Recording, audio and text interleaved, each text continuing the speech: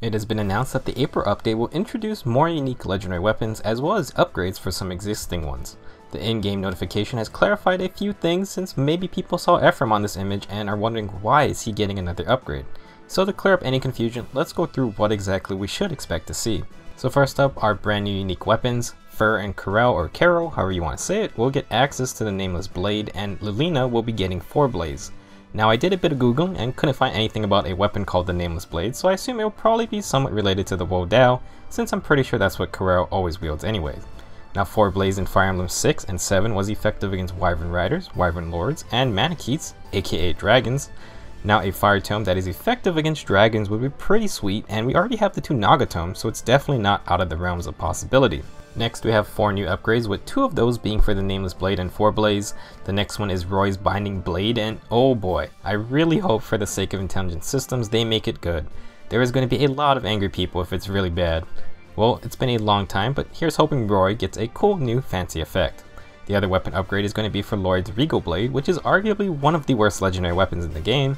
It actually has a similar effect to La Rochelle's Ivaldi and Mage Erica's Gleipnir, but those do have more powerful boost. It will be interesting to see what Lloyd gets because he is a Grand Hero battle unit and I believe he's on the daily rotation, so everyone has a chance to use him. Alright, so now we get to Ephraim and Hector, and to clear things up, they are not getting new effects for Siegmund and Armads. Both of them are getting the option to evolve or side grade their weapons into Flame Siegmund and Berserk Armads respectively. This is similar to how Selef can upgrade from Tyrfing into his dad's Divine Tyrfing. So in general, I believe these types of upgrades cost less than 200 Divine Due, which is why I try to call them evolutions to distinguish them a little bit. The next question then becomes, well, do I need Flame Siegmund or Berserk Armads? I have already done a whole video comparing regular Hector to Love Abounds or Valentine's Hector, and I'll link that video if you want a more detailed breakdown. Basically, because both of them are still army units and they each have distant counter, we just need to compare their stats and their 2 weapons.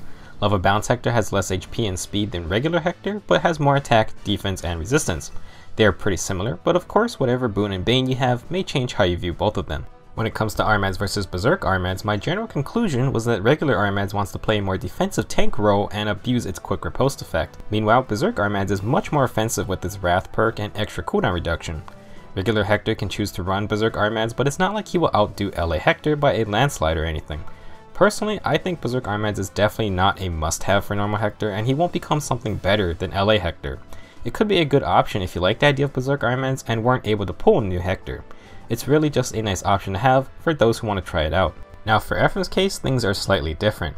Both versions actually have pretty similar stats, but the main difference is that regular Ephraim is an infantry unit and legendary Ephraim is a cavalry unit.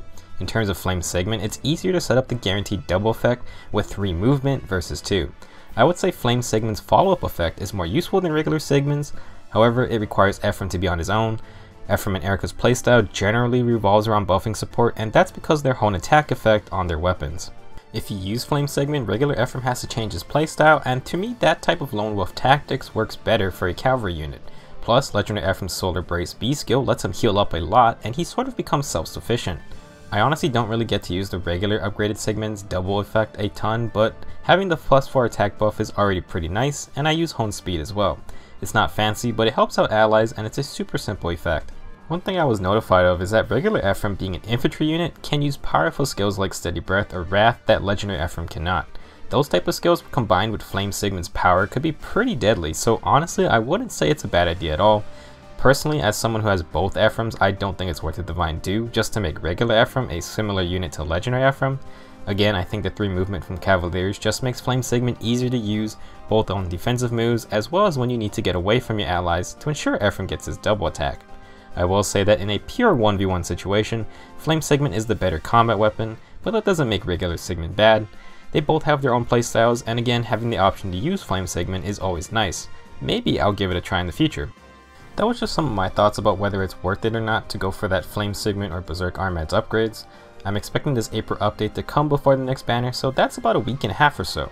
Tell me in the comments what weapon you are most excited for, and do you have any fun predictions for what their new effects and upgrades will be? Personally, I have a 4-star Lilina sitting around and she has plus attack. If you saw my video from yesterday, then you can guess I'm pretty interested to see what the highest attack stat mage has to offer. Roy as well interests me a bit, and like I said, I hope he gets a decent upgrade or there's going to be a lot of salty complaints. Anyway, that's it for this video, and I'll see you guys in the next one.